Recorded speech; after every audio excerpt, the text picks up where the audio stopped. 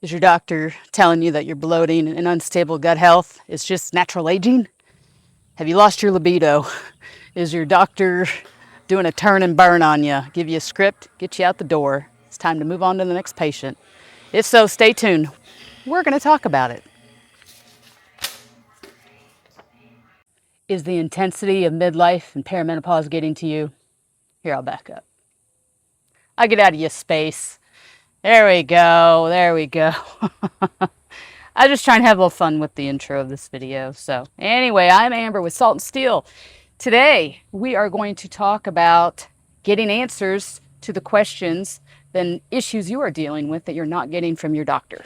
So today I'm going to talk about how we're going to handle bloating, how we're going to handle our gut health, at least how I am, and then how we're going to handle that libido and hormone fluctuation. So we're just going to kind of touch on these. And I'm not a doctor. I am touching the medical field per se, but I am not a doctor. I am bringing you along in my journey, hoping that maybe something that I'm handling and dealing with is going to help you. So how am I handle bloating?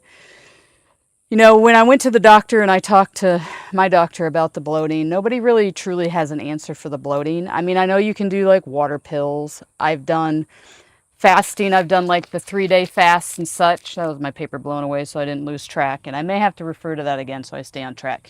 But, you know, that's just temporary. When you're dealing with bloating, at least I've been dealing with bloating on a non-stop basis. I mean, usually in my past history, of course, you know, you get bloating up to your menstrual cycle, but it doesn't stay with you. I'm starting to get bloating that just wants to hang with me all month. It's miserable. It kills everything. I mean, it kills your libido. It kills your thought processes. You feel so gross. You just don't know how to handle it. Now, recently, because we're on a journey, this is what is working for me now. Recently, I finally have given up my intermittent fasting, my OMAD. I'm not happy about it. I'm still not happy about it. We're 2 weeks in, but the pain of the bloating and the weight gain far exceeds me being hell-bent on being on my OMAD fasting, which I have pretty much have been for like the last 7 to 10 years. Easy. That has absolutely worked for me phenomenally.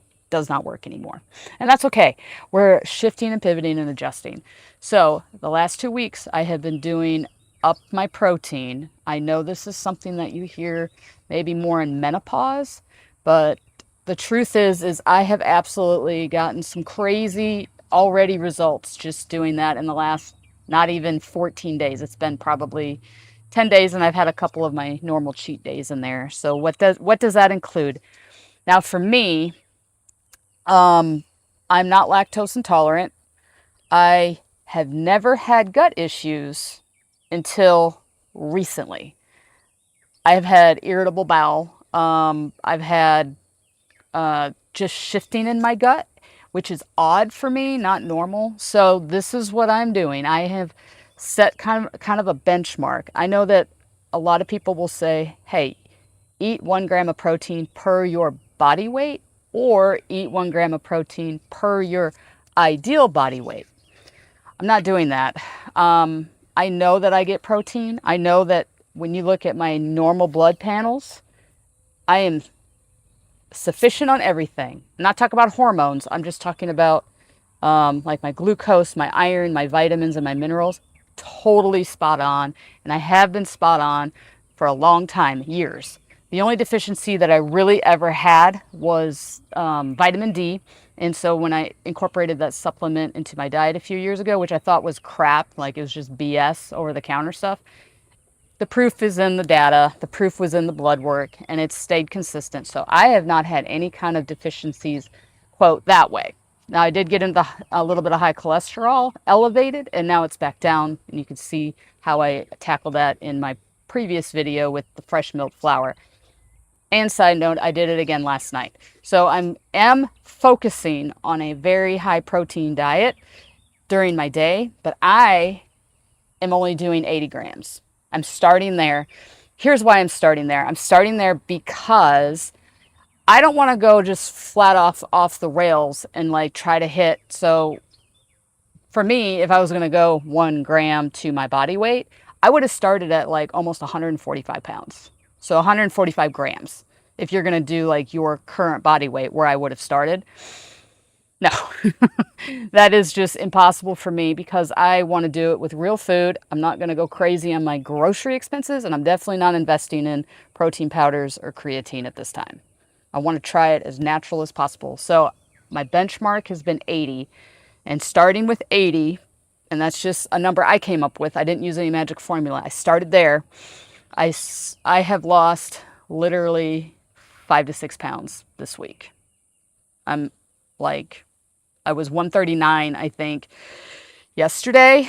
Now last night, I changed my diet a little bit. So I kept with the protein in the morning, and then I ended up making some fresh milled flour on my bread, and I ended up having a couple of spindrifts, which I have taken out of my diet. So mainly my diet has been water, coffee, and now I've been doing the 80 grams of protein, and I've been hitting that 80 grams of protein, having to do multiple meals, which I'm not a fan of, but I'm getting used to it. So I'm doing 4 eggs in the morning.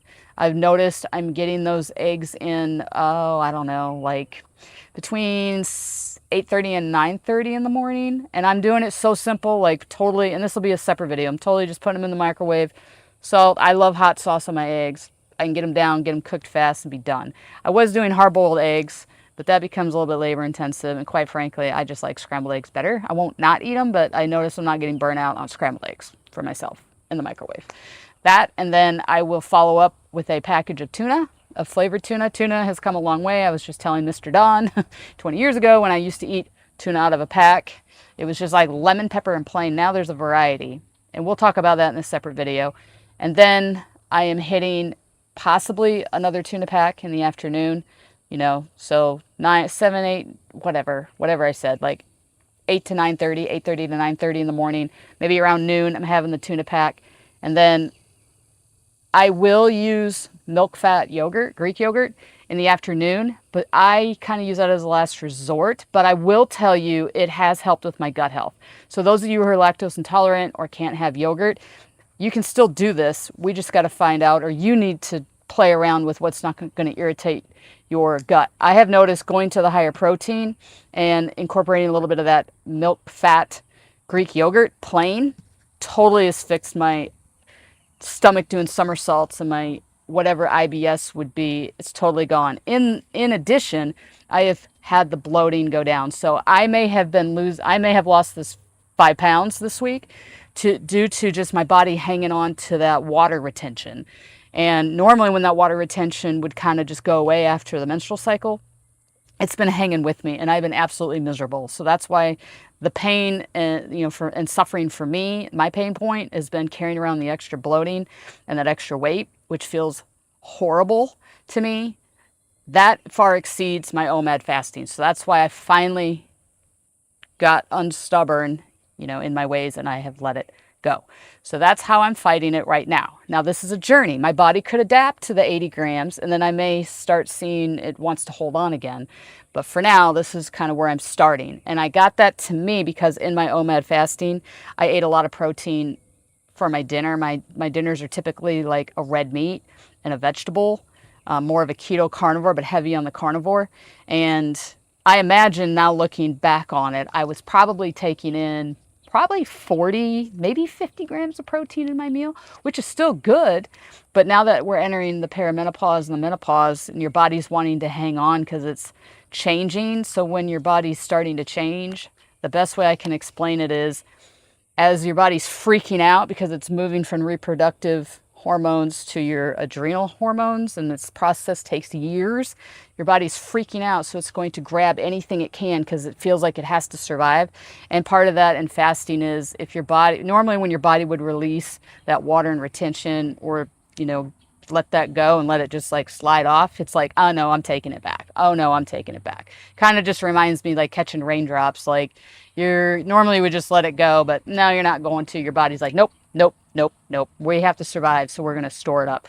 So this, for now, right now, is helping me keep the bloating down. I feel fantastic. I've noticed my cognitive thought process is much sharper. I'm waking up with more energy. My energy sustains me throughout the day. Yes, I'm annoyed that I have to pick these little things apart to eat during the day, but I will dial it in, and I'm in the process of dialing it in on works for me, because I'm not one that wants to. If you ever ask me to go to lunch, I'm like, I don't really go to lunch because I don't like to sit down unless I just got like a whole day to blow off or whatever. And then, to be honest, it's like, yeah, we're going to go to lunch, but we're probably going to have a couple beers because that's what I like to do.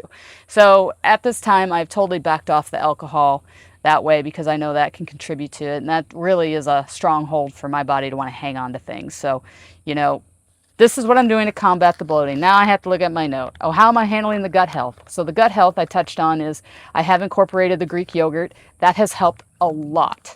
And a cup, 3/4 of a cup to a cup will give you about that 20 grams of protein. And I have been very conservative with it. I like it, but I don't want to burn myself out on it because I can see myself burning out on it like I do with hard-boiled eggs. So far, scrambled eggs, totally fine. Have no problem. I like the taste. Don't mind it at all. And Greek yogurt, it really is like, now that I've noticed that like my hunger hormone kicks in a lot faster.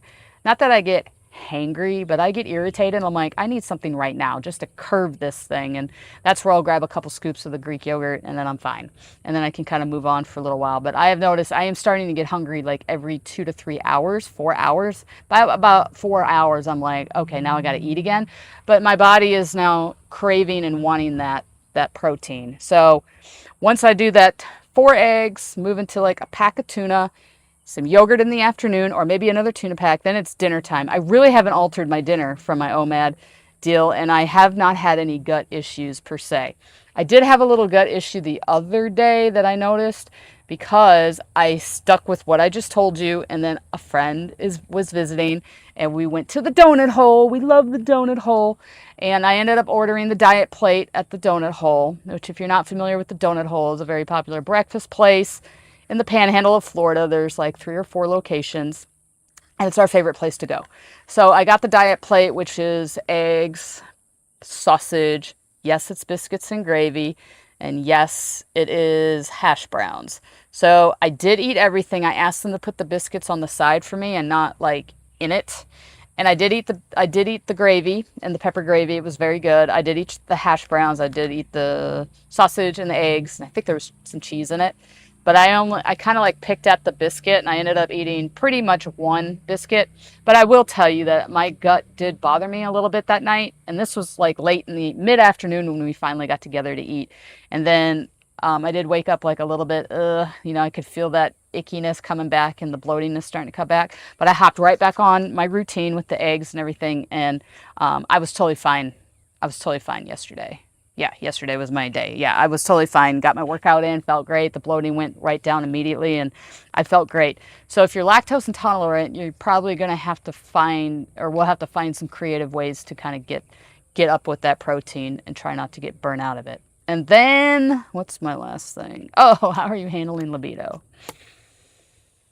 Well, we know that, I'm sure my estrogen and my cortisol are bouncing all over the place. It's been a while since I've had my hormones tested. And when I go back in for my annual this fall, I'll probably go ahead and we'll run just to kind of see where they are. But I will tell you this. I know that you don't feel well, and I know that you can't, the bloating just makes you feel so gross. I get it. But if you are in a long-term committed, covenanted relationship, here's my advice. Do it anyway. Just do it. Who cares? So you just gotta get over it. And I've had to kind of tell myself like that too. I'm like, so just because my libido is kind of like in the dumper doesn't mean my partner's is. And if I'm still being pursued, who cares? Just like, who cares? So that's kind of where I've gotten to that. I don't care. I do it anyway. You don't care. Why should I care? I just care that I just don't feel well. But it's getting better. Absolutely getting better. I've felt a lot better switching over to this high protein thing. And I'm finding that, Mike, even though I know I'm in this huge fluctuation, it's coming back. It's totally coming back. Here's some. So it's kind of like mind over matter. So just, as Nike says, just do it. You'll be fine. Who cares? That's all I'm going to say about that. So, because this is YouTube and I'm not a doctor. I'm not Dr. Ruth. I'm not Dr. Amber. I did not go to school to specialize in this. This is just experiments, what's working for me, hoping that something will help you, because I'm not finding a lot of people on YouTube, and maybe I'm just not looking in the right places, who are journaling their experience, and they're not necessarily experts.